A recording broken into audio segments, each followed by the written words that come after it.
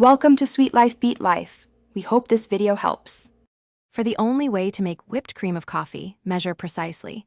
2 tablespoon instant coffee, 2 tablespoon granulated sugar, and 2 tablespoon hot water per serving. Use a bowl and whisk, electric hand mixer, or small frother. A chilled metal bowl speeds whipping.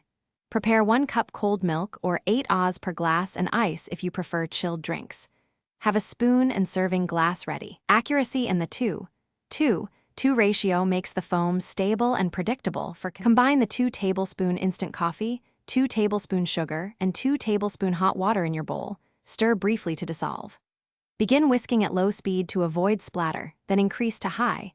Expect about 3 to 5 minutes with an electric mixer or 8 to 12 minutes by hand.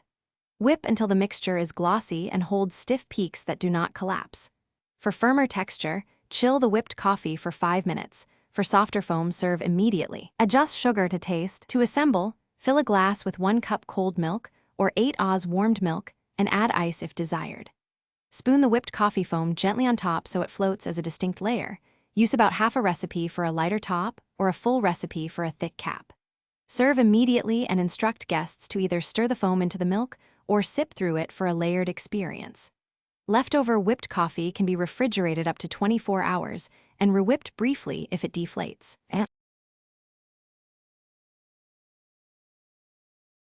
Thanks for watching. Consider subscribing if we helped you.